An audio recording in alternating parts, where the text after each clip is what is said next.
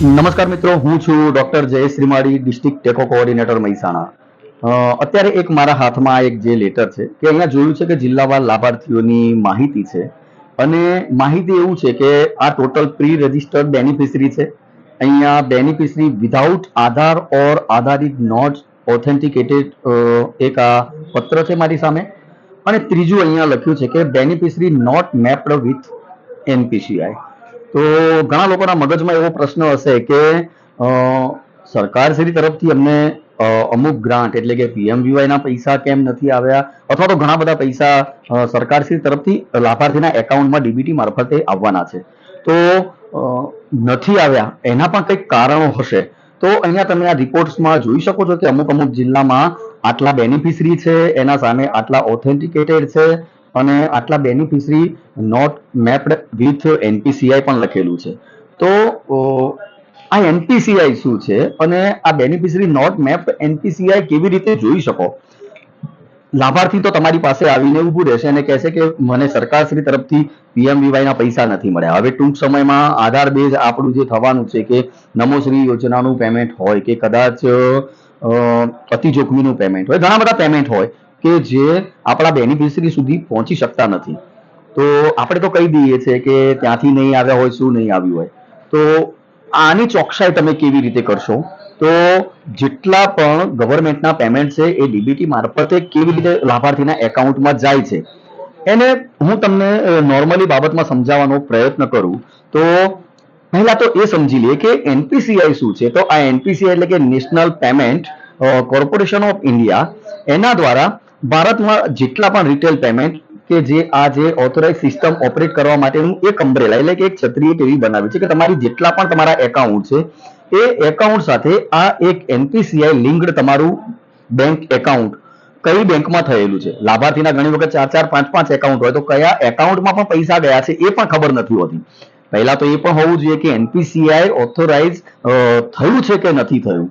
તો અહીંયા તમારે એ તમારું એનપીસીઆઈ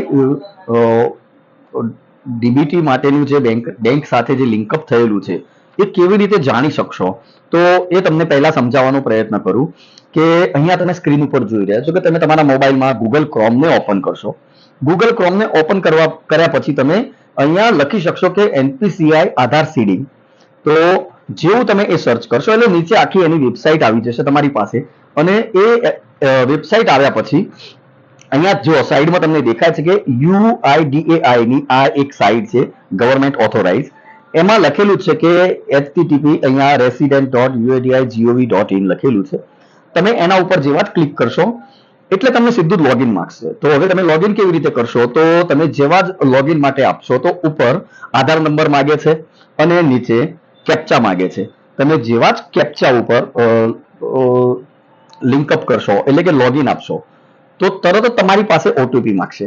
તો હવે ઓટીપી પણ એક છે કે તમે સૌથી પહેલા તમારે એક બાબત એ જાણ કરવી પડે કે તમે તમારા આધારની સાથે કોઈ પણ મોબાઈલ નંબર એટેચ કર્યો છે કે નથી કર્યો। તો સૌથી પહેલા તો જો તમે મોબાઈલ નંબર તમારો એટેચ નહીં કર્યો હોય તો તમારે કચેરીમાં જઈને આધાર કાર્ડમાં તમારે પહેલા તો મોબાઈલ નંબર લિંકઅપ કરાવવો જ પડશે, કારણ કે મોબાઈલ નંબર લિંકઅપ કરાયા વગર તો તમે એ ઓટીપી નહીં મેળવી શકો। હવે જો તમે તમારા આધાર કાર્ડ સાથે તમે તમારો મોબાઈલ નંબર લિંકઅપ કરાવ્યો છે તો તમારા ઉપર ઓટીપી આવશે। તમે જે વાત એ ઓટીપી નીચે એન્ટર કરશો અને પછી લોગિન કરશો એટલે આખી આ જે તમને સ્ક્રીન ઉપર જે વેબસાઇટ કે સાઇટના જેટલા પણ ફોર્મ્યુલા છે જેટલા એ તમને દેખાશે। હવે ત્યાં અહીંયા જે મેં ક્લિક કરેલું છે ત્યાં તમને બેંક સીડિંગ સ્ટેટસ દેખાશે। બેંક સીડિંગ સ્ટેટસ ઉપર તમે જેવા જ ક્લિક કરશો તો તમને આ પ્રમાણેનો આખું પેજ દેખાઈ રહ્યું છે કે એમાં તમને તમારો આધાર કાર્ડના નંબરના લાસ્ટ 4 ડિજિટ દેખાશે, બેંક નેમ દેખાશે કે કયા બેંક સાથે તમારું એનપીસીઆઈ સીડિંગ થયેલું છે તો તમને એ દેખાઈ રહ્યું છે। નીચે તમારું સ્ટેટસ એક્ટિવ છે તો તમને અહીંયા ગ્રીન ટીક માર્કમાં દેખાઈ રહ્યું છે, અને તમારા બેંકમાં તમે એનપીસીઆઈ ક્યારે તમે અપડેશન કરાવ્યું છે તે તમને તારીખ દેખાઈ રહી છે।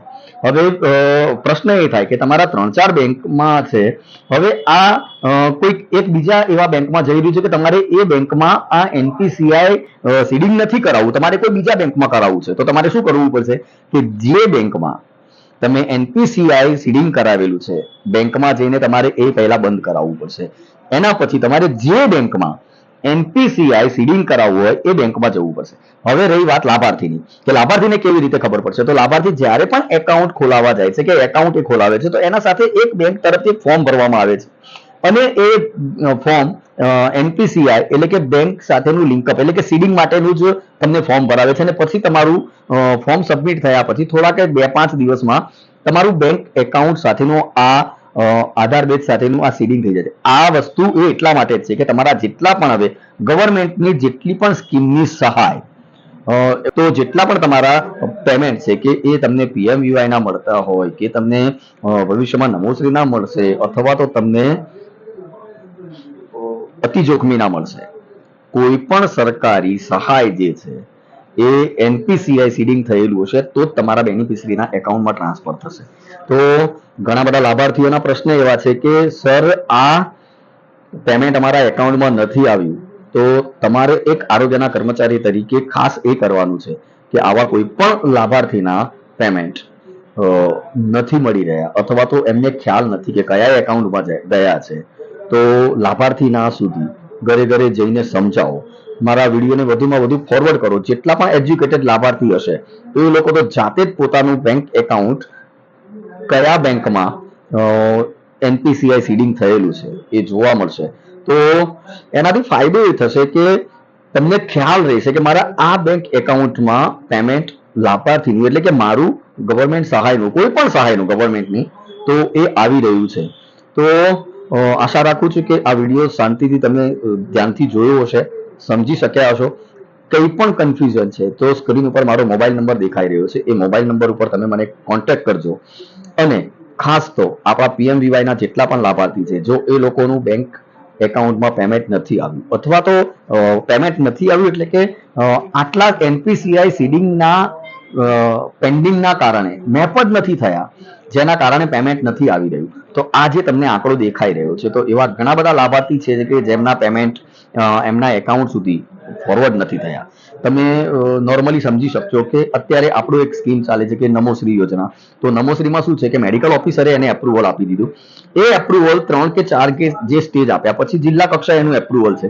એ એપ્રુવલ આપ્યા પછી રાજ્ય સરકાર દ્વારા જે આપણે પીએફએમએસ થી જે ટ્રાન્ઝેક્શન કરીએ છીએ, તો એ પીએફએમએસ નું ટ્રાન્ઝેક્શન જે થાય છે એ અહીંયાથી લાભાર્થીના બેનિફિશરીના એકાઉન્ટ સુધી જે પેમેન્ટ જવું જોઈએ, તો જ્યાર સુધી એનપીસીઆઈ મેપ્ડ નહીં હોય ત્યાં સુધી એ લાભાર્થી સુધી પેમેન્ટ નહીં પહોંચે.